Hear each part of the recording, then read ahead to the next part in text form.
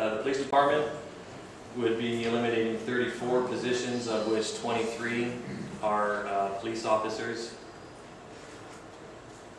It would eliminate the community service officer program. These are civilian people who can respond to a lot of the lower priority calls instead of having an officer respond to those calls. So without this program, you're going to have officers responding to those calls, which is going to take them away from responding to the higher priority program, to the higher priority calls, and it's also going to have a negative impact on response times in general. It would eliminate the K-9 program, eliminating their proactive patrol programs, such as their street team and the judge unit. The judge unit's an anti-gang, proactive team that would be eliminated, so we'd be pretty much doing things on a reactive basis. Reduce staffing in the investigations division, eliminating the community relations unit and the police department's public information officer function. Total staffing again of 34 FTEs, 23 of which are police officer positions. In the fire department, there's two proposals that are on the table. One of these has been discussed, or a version of one of these has been discussed before, which would be a cross-staffing between the city's urban search and rescue vehicle and truck 57, which is the ladder truck located on the east side of the city. The savings here really comes from not reducing the number of officers. This first proposal doesn't reduce in the closure of a fire station. Actually, neither of the proposals results in the closure of a fire station. The first proposal also does not result in the reduction of any firefighter positions. The savings really comes from a reduction in overtime costs by having staff who would be available to backfill vehicles that are currently backfilled on an overtime basis. Whenever a firefighter is sick or is on leave, we have to backfill those positions on an overtime basis. By cross-staffing one of these vehicles and then having the staff that would normally be dedicated to the other vehicle available to backfill those vacancies, we estimate we can save about $1.4 million in overtime expenditures. Current overtime expenditures for regular overtime expenditures in the fire department are about $2.2 million, so it would be a significant reduction in those overtime costs. The second proposal would be another cross-staffing option. Again, it would not result in the closure of a fire station, but would result in the cross-staffing of the ladder truck that serves the west side of the city with the pump truck, the engine truck at Station 2. This one actually would result in the layoff of 9 fire personnel. And the downside of this proposal is the City of Chula Vista received a grant, it's called a SAFER grant, fund additional staffing specifically for operations of the urban search and rescue vehicle. Laying off these people would require us to default on that grant, and we'd have to pay back roughly $900,000 that we received from the grant, but then we start realizing $900,000 of savings every year. Looking at the planning and building department, planning and building, as well as the next department, engineering, really have two major areas. They have the general fund portion of their budget, and they have what we call the development services portion of their budget. In planning and building, the general fund portion of their budget related to advanced planning efforts would lose 2 positions, which is going to have a negative impact on the historic home preservation program, and is going to reduce the support available for our growth management oversight commission. And looking at code enforcement, recommendation that had previously been proposed to City Council would be to transfer the mobile home inspection program back to the state.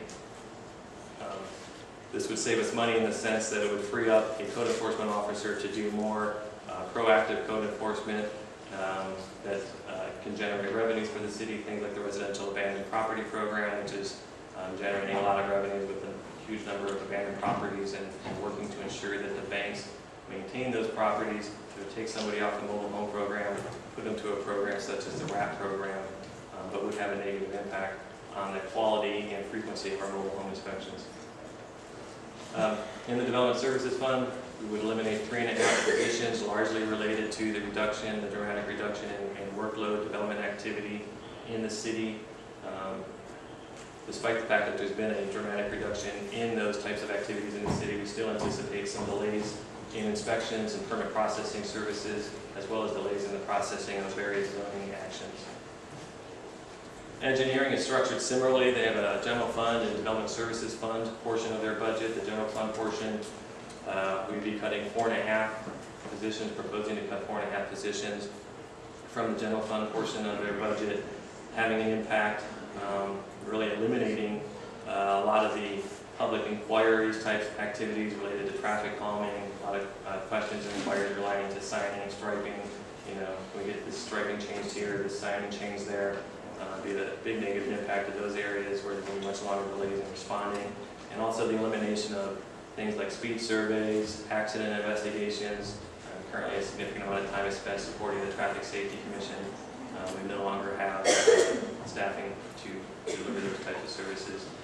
And the 2 positions being reduced in the Development Services Fund. Again, this is the portion of their budget that serves development activities, and with the reduction in workload in that areas, they would be proposing to cut 2 positions as a result of that reduction in workload. The support departments, the support services department, as somebody mentioned or asked previously, that's really administration, human resources, finance, ITS, city clerk, and the attorney's office. I inadvertently left the attorney's office off of this slide, but there's 2 positions that we propose to cut out of the attorney's budget. Currently has 12 positions, we take it down to 10. And you can see the other reductions. You can see between the cuts that have previously been approved and the current cuts that are being proposed, you see a reduction in staffing of about 36% in these areas, and then a list of some of the functions that are going to be impacted. Cuts to our budget and analysis group, economic development activities, communications and public information will be significantly scaled back. We no longer have a person dedicated to special event permitting. This includes things like block parties. The city's legislative analysis program will suffer. The council and agenda process is going to have to be reconfigured in terms of how that all works and how that agenda gets out. Maybe one of the more notable impacts in terms of these support areas to the public would be a reduction in our web services, our number of people we have to deliver the city's internet site to you all, and so the frequency of how often that information is updated. Some of our e-government efficiency efforts are going to have to be put on hold. Computer maintenance and replacement, you'll be noticing in our libraries, the computers will not be replaced as frequently. When they break, it's going to take longer to get them fixed.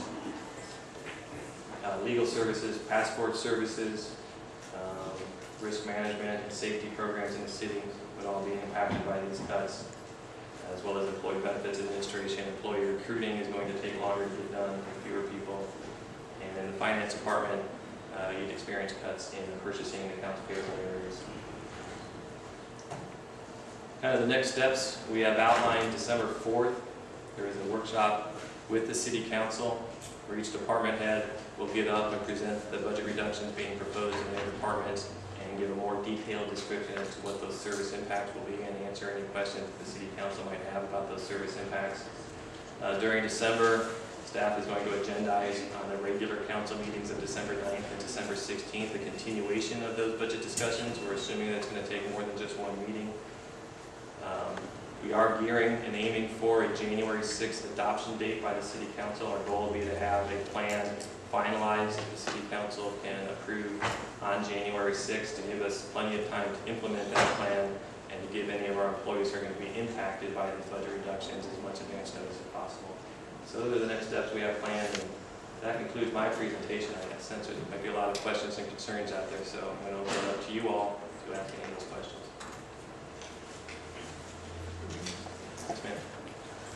After the owner vacates the property and foreclosure is enforced, who continues to pay this property tax like the rest of us are doing? That responsibility falls on the bank that takes ownership of the property, and they either pay us, or in the worst case scenario, they choose not to pay us, in which case there's eventually a lien on the home. When the home sells, the city would get its property tax revenues at that time. So, do you pursue the banks to see if you can get this money? well, it's a county function to collect the property taxes. And then So I don't have the answer to that, but yeah, I would assume they do.